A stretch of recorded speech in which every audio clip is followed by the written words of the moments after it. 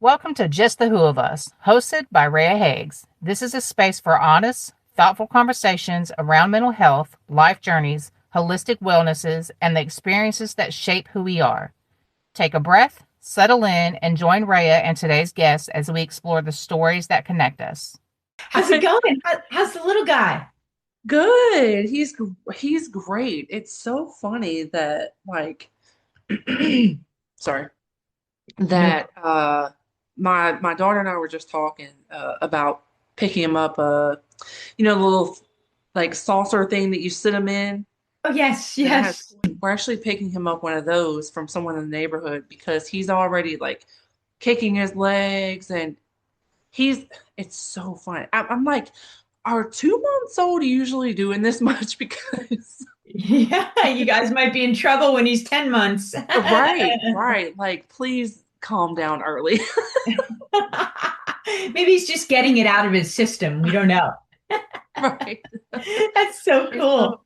yeah, it is like I have like this like mat that you lay in, that has like toys hanging down. Uh-huh, And uh-huh. he's already like trying to hit it, like he's trying to grab it. So I'll take his hand and I'll, like close it on the toy to try to, teach him how to do that. It's so funny. And he'll just like babble for like minutes at a time. It's so crazy. That is so cool. What fun. And what fun that he's right there with you, right? I think that's so Yeah. cool. Yes. My daughter made a comment yesterday about something related to she was watching a video and I'm like, first of all, stop watching videos on the internet.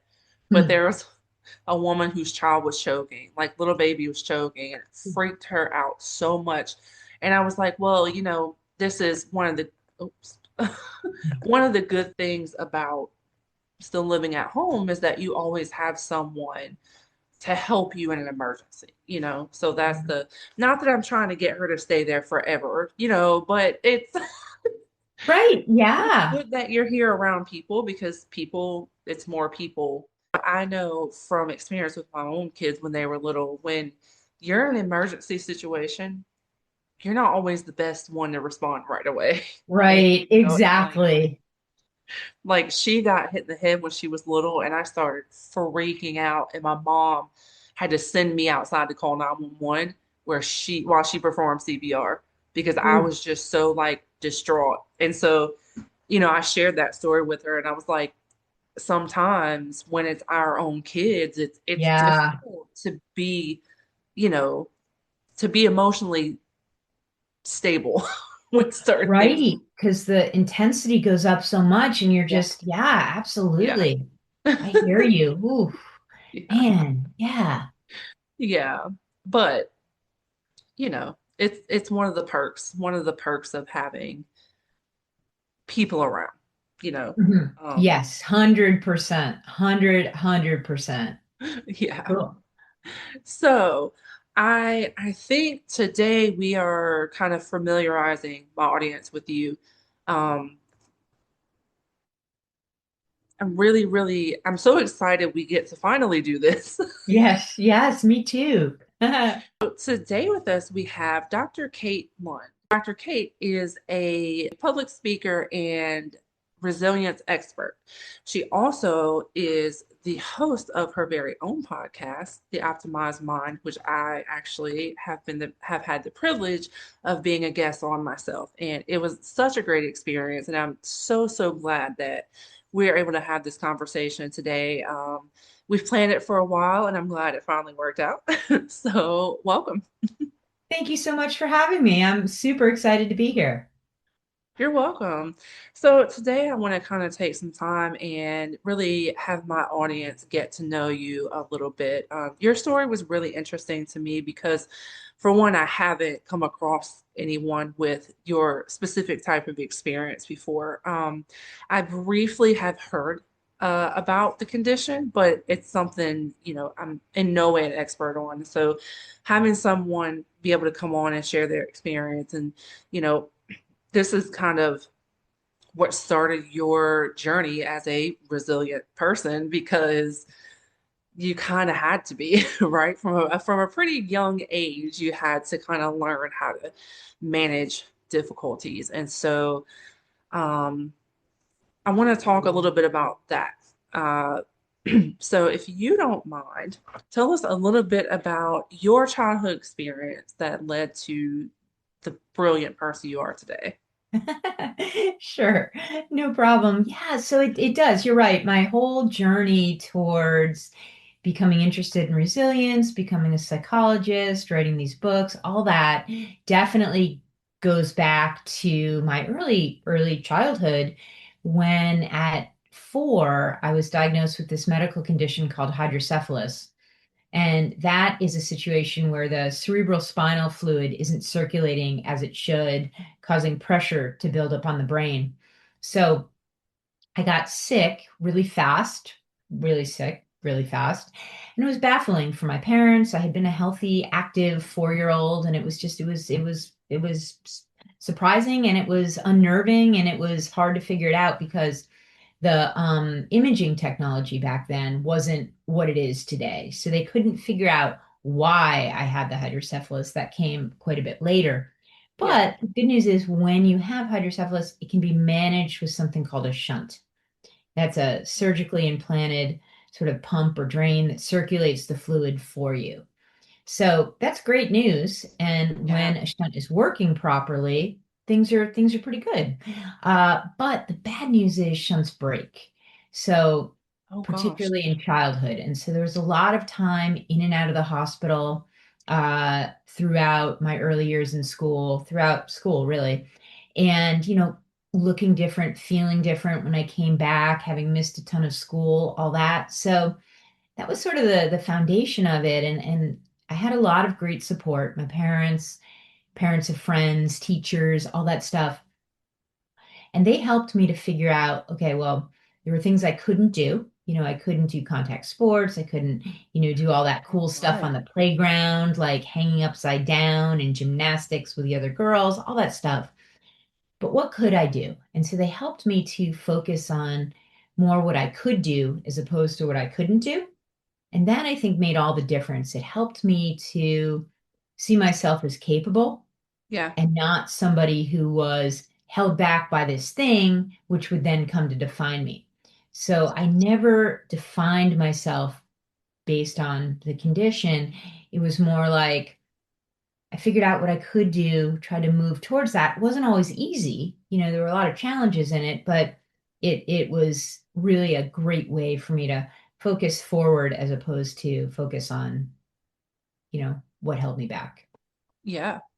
That's amazing. And it's amazing at, such a young age because this is something that, you wouldn't have had well into your adulthood to figure out because it's something that you started experiencing very young. So to have to not only go through something like that to figure it out and to have to learn how to manage it and manage all the things that kind of come with it, especially in school and puberty is already a hard time, socialization and all these things to have to kind of manage and understand how to manage a little differently at such a young age is quite amazing. Um, do you recall, and I know, because you said that obviously technology and medical technology wasn't the same, but just for parents who, have younger kids and just for their knowledge, do you recall or looking back, were there any big changes or signs or anything, that kind of stood out, just like, wait, something's going on? I know you said that, you were a pretty healthy child and then all of a sudden things changed. What was that like? Yeah, so I was 4, so I didn't kind of see it coming per se, but Right, when this pressure in the brain builds up to the point that it had with me at that point, you get really bad headaches, you throw up uncontrollably, usually in the middle of the night because when you're lying down, the pressure builds up even more. And so right. I would say things like my forehead hurts and I would throw up. So it was a 4-year-old's way of saying I have a headache, I don't feel well. So that was kind of what was happening. And So obviously, I can't remember exactly at 4 how I was experiencing that, sort of how I was trying to make sense of it, Right. but I'm sure that I was um kind of shut down a little bit by it. I was just kind of grappling with what was and trying to do the best I could within that context. I think it Yeah. was more my parents had the anxiety piece and the not knowing and the all of that. Yeah. But yeah, I know that it was really hard for all of us. Yeah, it's at that kind of age. Obviously, I'd never say it's better for kids to go through certain things at a young age, right? But there's certain things that it's kind of, mm, I don't know the word to use. Not lucky, not, like it's Hmm, like with circumcisions or, certain medical procedures. You want the younger, the less likely to have kind of this permanent damage from it, right. if that makes sense. Right. And yeah, like those one-time things that happen, absolutely, that's true. And at 4, that was sort of the beginning. I mean, so shunts break, which is unfortunate. So many different revisions and surgeries and, all of that. So I think the reality of it sunk in for me a little bit over time. Yeah, Started making sense of it, a little bit more by the time I was 10 and 12 and 14 and right, all of that, but again having to kind of push through, not wanting to get bogged down by the true emotional ramifications of it, right. because maybe that would have held me back. I'm not sure, but I Yeah, know that that was just kind of became part of my persona with it, just to push through. Maybe not the best thing always, but then you make more sense of it in adulthood and as time goes on. So yeah, it's a process when there's something like this for sure. yeah, yeah.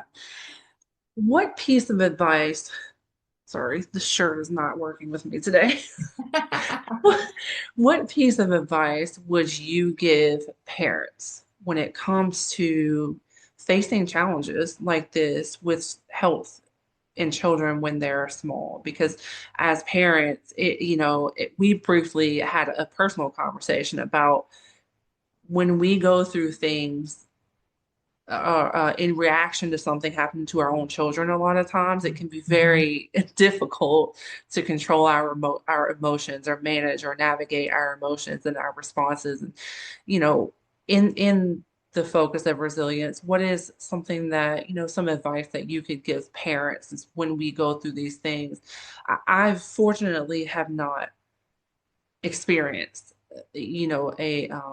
a serious health scare or, anything in my own children. And I'm so grateful for that because out of 25 years of parenting, that's a blessing for sure.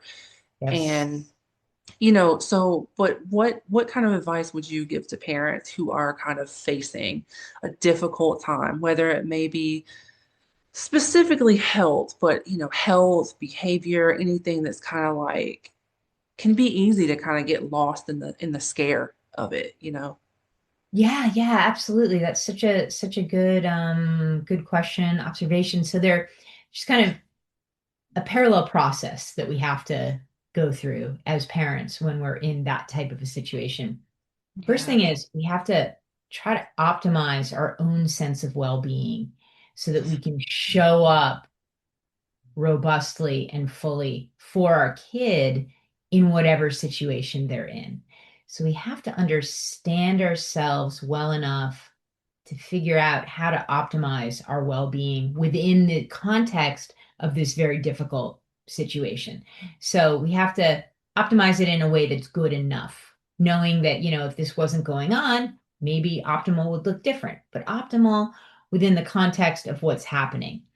And then we want to, you know, obviously show up for our kid fully in this situation, but we want to then see our child for more than the challenge, more than the diagnosis, more than the behavioral issue that might be going on, whatever it is. we don't want to define our child based on that thing. We want to be able to see the possibilities for them on the other side of whatever that challenge is. And this is a process. I mean, it doesn't happen like the minute a diagnosis happens, and it doesn't happen Right. like right away, but it's Yeah. sort of a longer term lens that we want to be looking through because if our child has, let's use ADHD as an example. ADHD, if we're saying, well, my kid can't do this thing because of their ADHD, my Right. kid will never be able to do X, Y, and Z because of it. We want to try to flip that script and think, yeah, this is a challenge. This has to be managed. We have to figure out how to do that.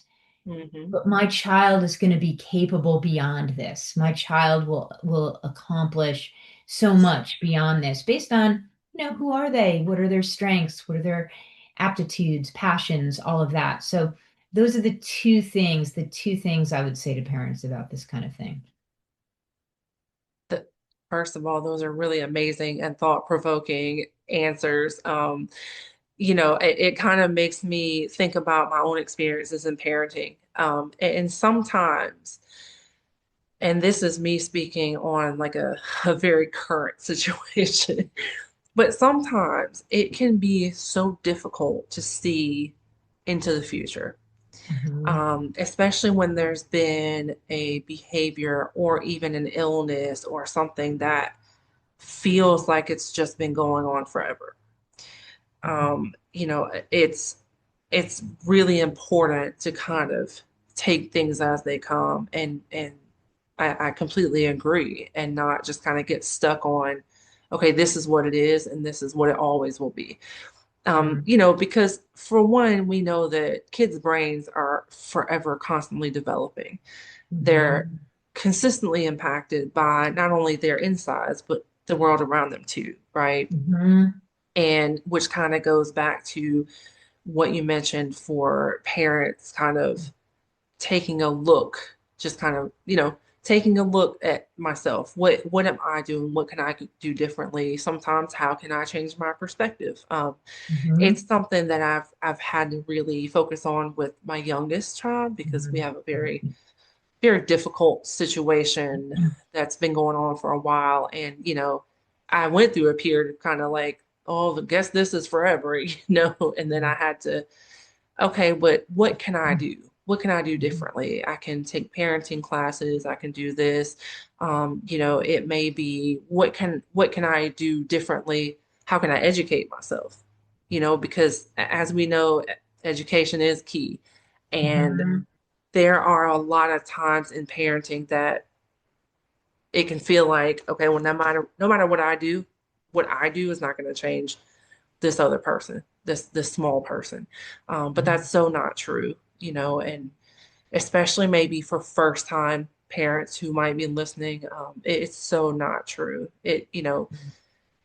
This doesn't have to be forever, whether it be the illness, whether it be, the behavior, whether it, whatever the case may be. Mhm. And finding support is always very, very important. Yes, support is key. So, Yes, like, don't be afraid to ask for help. absolutely, absolutely. And support comes in many many different forms. Support can be Mhm. friends, support can be family, and sometimes maybe we don't have family close by that we can physically spend time with, or you know um, we're not really sure, okay, maybe what's a creative outlet I can utilize. I really enjoy podcasting, and Mhm. there's some difficult things I've gone through this year, and I've really kind of taken this new approach to podcasting that not only is kind of geared toward my long-term success, but it's it's been a really healthy hobby of mine Mhm. that I have certain conversations with people and I'm like, man, I really needed that. And conversations like this to where it's like, man, this is so, it's not only beneficial for my audience, but it's beneficial for me, and Mhm. so support can come in various forms, whether it be a person, a place, a thing, creating a kind of new ritual for yourself. How do I get up in the morning? How can I support my own success in my own day by, drinking water when I first get up, not getting on social media immediately, things like that. And, supporting yourself by changing your habits can be a very overall life-changing adjustment. It can be difficult. 100%. Yes. Right. It can be hard, right? And it often is hard. Yeah, But to have the lens of, okay, so it's hard, so I'm going to figure out another angle, or I'm going to, because I mean, challenge is real. We have to contend with the challenges, right? We're absolutely. never gonna make the challenges disappear. Yeah. Yeah. I had somebody tell me recently, and this was in Mhm. reference to a divorce that they are going through, and they looked at me and they said, "You know what? I can't change other people's opinions. I can't change other people's the choices that they decide to make." And I was like, man, that's a really like patient way to look at difficult situations. And I just thought that was interesting. Like I can only control and change what I can, how I carry myself, how I respond, how, even in other conversations. You know, and so this kind of leads me to our primary topic of resilience. Experiencing something so young can either, sometimes maybe kind of break you and send you into this view on life to where life is difficult and but to have a mindset of how, first of all, how can I help other people, right? How can I Mhm. help other people by teaching them to do what I learned to do? um, and let's talk a little bit about your work as a psychologist. um, was your childhood experience, your childhood through, young adult experience, was that something that impacted your career decision? I would say definitely. It's not something that I talk about, obviously, with clients or patients or what have you, but it definitely informs the lens that I look through as a psychologist in terms of building resilience and possibility and the importance of those things. And definitely informed my choice of wanting to do pediatrics in my training, and kind of, I think, gave me a way, strengthened my initial ability to connect with folks in an authentic and human way, and Hmm. not just about connecting through the objective data, if that makes sense. So definitely my lens was informed by the experiences for sure. Yeah. um, Tell me a little bit about your book, Step Away: The Keys to Real Resilient Parenting. The keys to resilient parenting. Yeah, absolutely. Well, so Step Away, The Keys to Resilient Parenting just came out.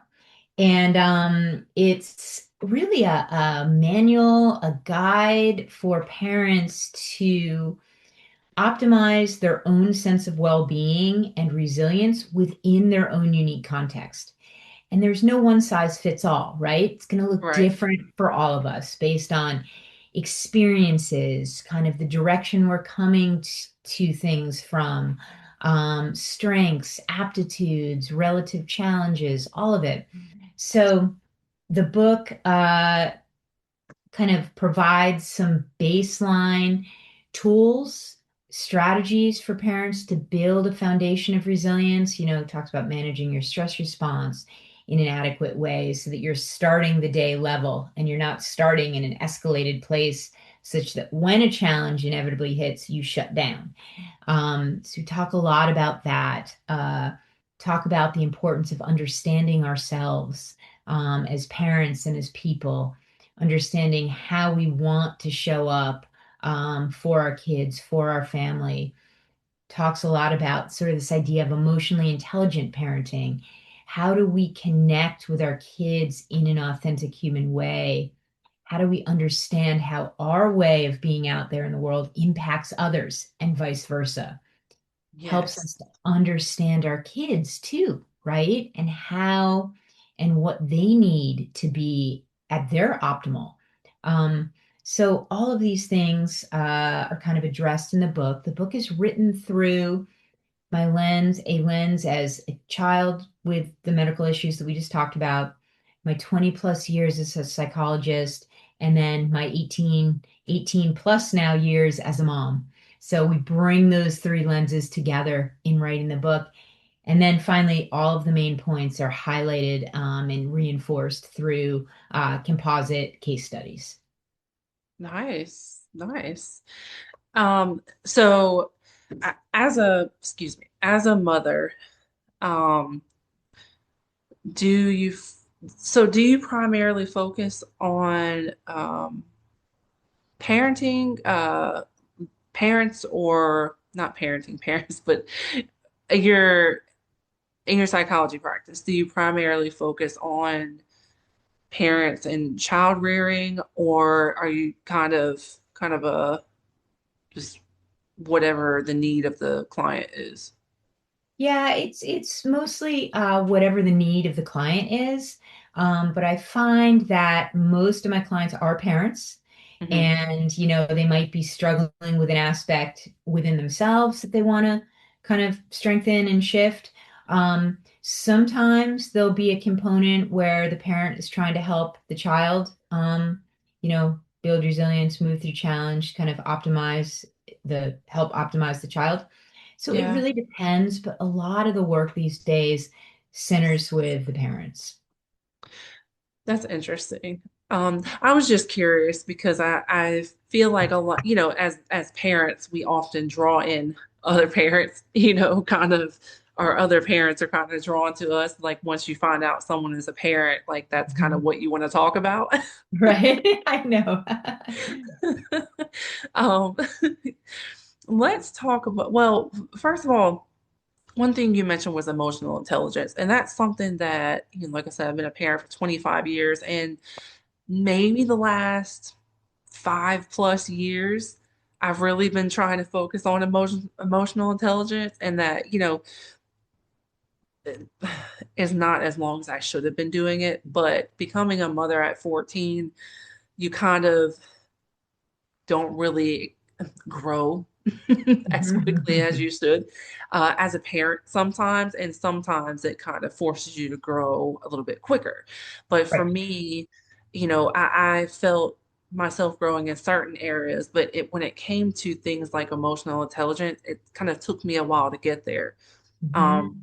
and part of it is because I honestly didn't even deal with my own trauma until I was in my 30s, and that can really set you back in your emotional intelligence level as well when you're constantly fighting through your own things and not navigating through them. Emotional intelligence is not necessarily at the forefront of your mind, and then when that's not at the forefront of your mind, it's not the forefront of your parenting. It's not what you're trying to teach your children because it's not what you're focused on. Um, and so really, it wasn't really until I started studying for psychology Mhm. that I was like, oh my gosh, like you have this kind of newfound information. You're like, things make so much sense now. Like I understand the brain a lot more, and I understand chemicals and I understand, all these things. It's just like when we think of the mind, we don't think of the actual physical brain and the actual physical things that happen when you experience trauma or even just naturally growing up, all the changes we experience within our physical brain. And so the more I learned, the more I kind of woke up like, oh, I should probably focus on growing in these areas. Mhm. Not everybody, is gonna go to college for psychology to have that awakening. But how in your opinion, how can we as parents kind of make that an important component of our parenting, our emotional development, our emotional intelligence? Like it is very much something that has made my parenting a lot better. Um, Mhm. because for one, I can understand my kids better. I can understand myself better. Why am I feeling this way? Why am I reacting this way? How should I respond to these certain things? uh, we parent through, verbal teaching, but we also parent through our visual learning. And so our kids Mhm. pick up everything from us. They see what we say and do, and whether it's the opposite of one another or whether, we're teaching them in both lenses. And that was something I did for a while too. Of course, I grew up where parents were do as I say, not as I do, at times. And so I thought that was the thing.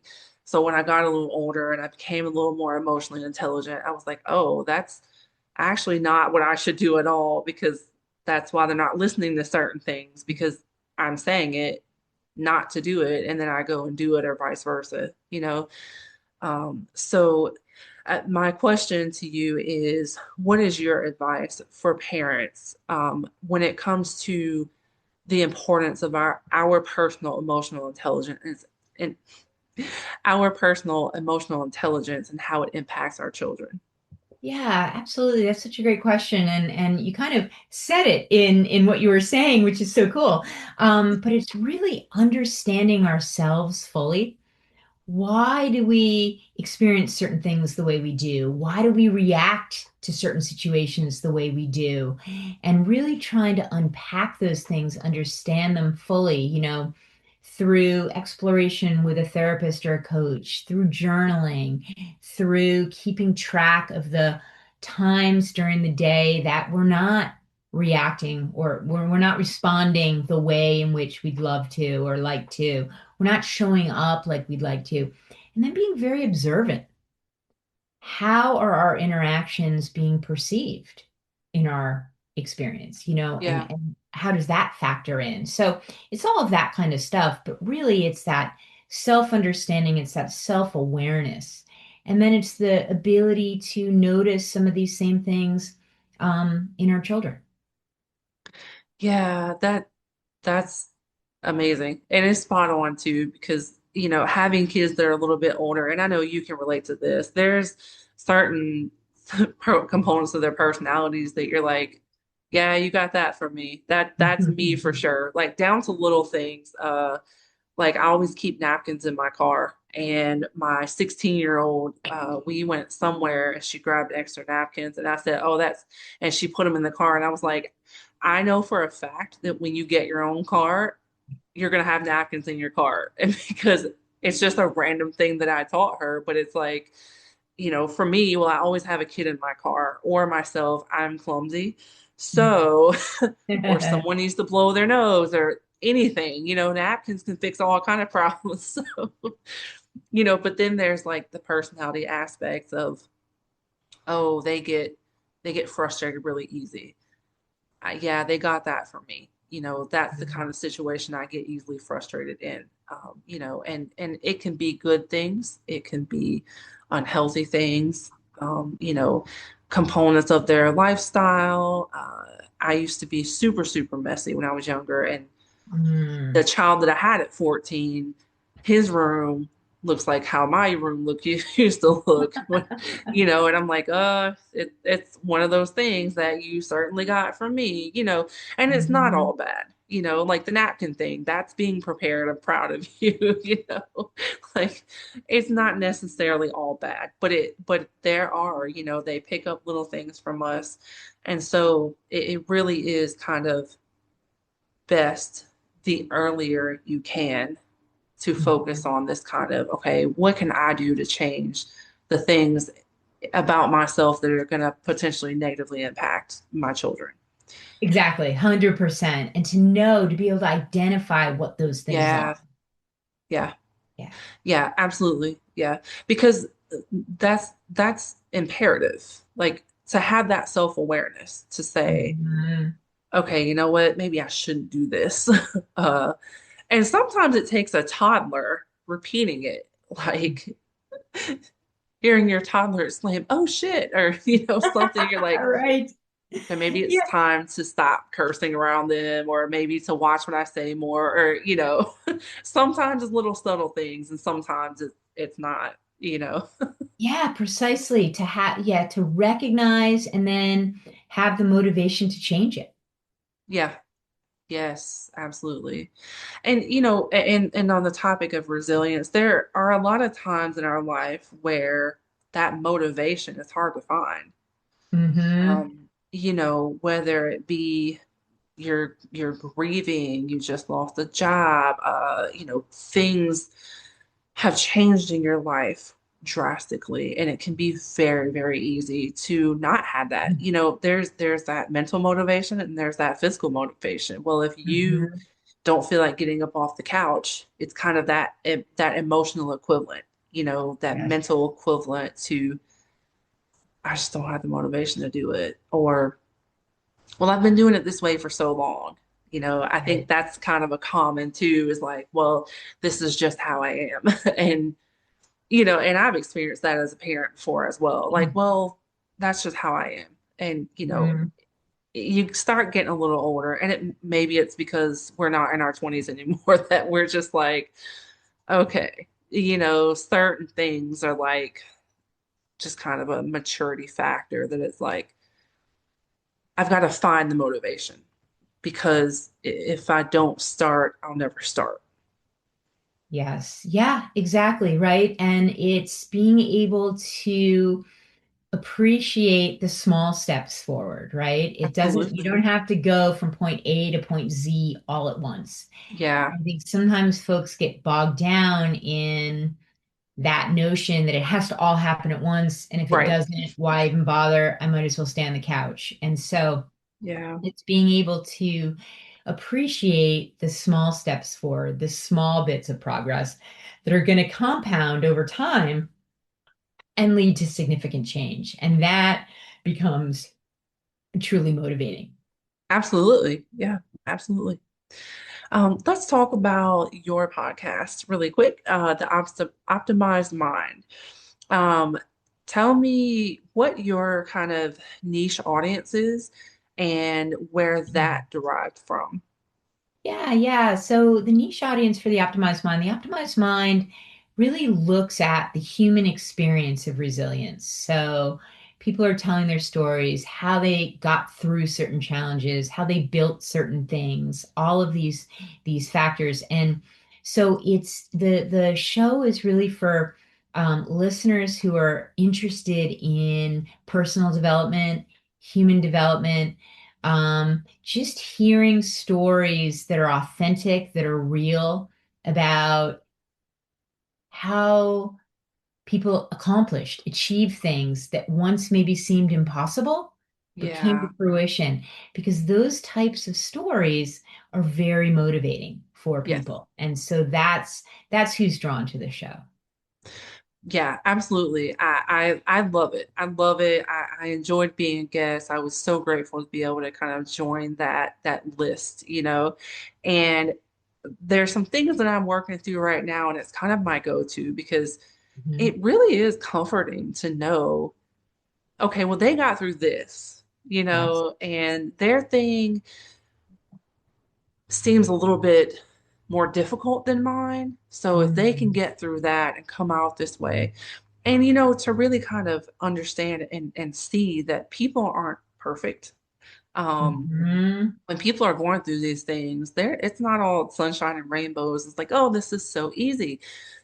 People talk about the hard part, and they talk about the Mhm. fact that, I was down for a little bit and this is how I got out of it. And it's not all just like, well, this happened to me, but it's fine. Like, Right. Yeah, it's like the real like what was it really like, and how yeah, did and it's true. It's and the thing is the show kind of normalizes challenge in a sense. yeah, And that I think is a comforting reality for many listeners because it's like, okay, yeah, things aren't always sunshine and roses. Things get hard, but yet it's possible to find an angle, find a direction to move through and beyond that from. right.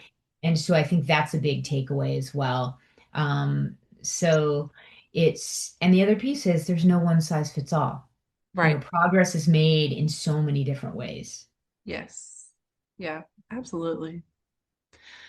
Well, that's all of my questions. Is there anything else that you would like to discuss or mention before we wrap up? Yeah, no, I think your questions were amazing, and I think we covered so much ground. So this is great. Thank you.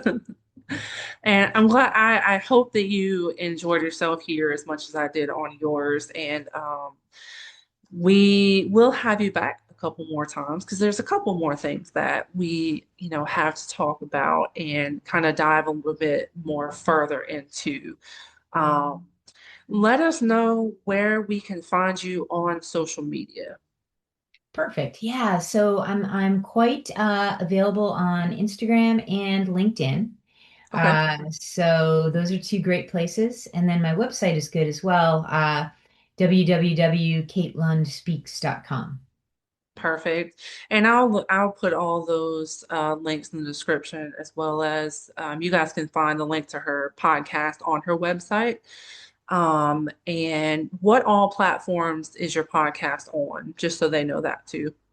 Really all of them. Apple, Spotify, and anywhere that one can get a podcast, it's out there.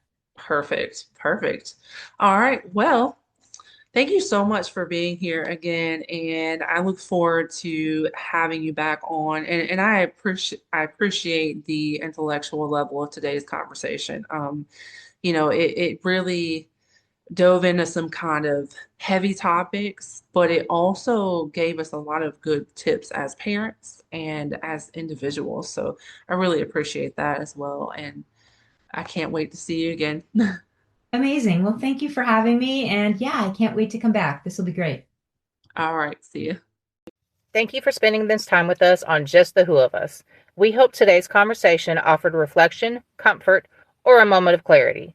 If this episode resonated with you, feel free to share it with someone who may need it. Until next time, take care of yourself and remember, you're not alone in the journey.